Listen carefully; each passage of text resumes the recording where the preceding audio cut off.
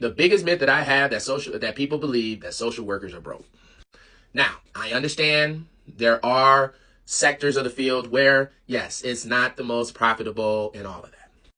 But please, for my people that are interested in owning a private practice or thinking private practice is the only avenue to attaining financial freedom as a social worker, that's a myth. Now, don't get me wrong. Owning a private practice is awesome. But it's a tedious job. This isn't easy to do. The mental health field is extremely competitive, and people don't know it until they get deeper into it. These big agencies have contracts, and I always talk about it. These people are in the nucleus of politics and networking to these institutions, and those clients are being sent in masses to those organizations. Now, I'm not saying private practice I'm not deterring anybody, but that's not the only avenue to getting money.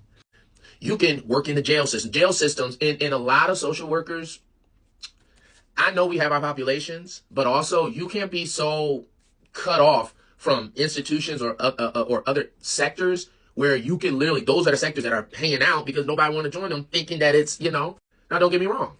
Foster care, dealing with kids, dealing with veterans, dealing with it, but it's still at the end of the day, it's social work.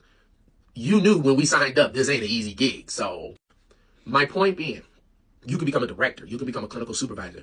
In my experience, there are so many limited individuals, and I'm speaking from being in Detroit, that know how to properly run a clinic. I'm talking about managing charts, making sure charts are documented properly, making sure services are being rendered properly at a consistent manner. That is a skill set that people are going to pay for.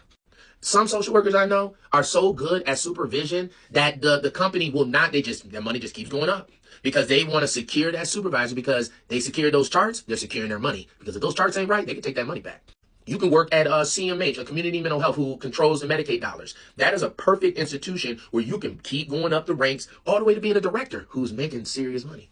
So I say all that to say, the number one thing, get them certifications, get that license, get that whatever you need to make yourself more marketable, but you do not have to own a private practice to get to the bag.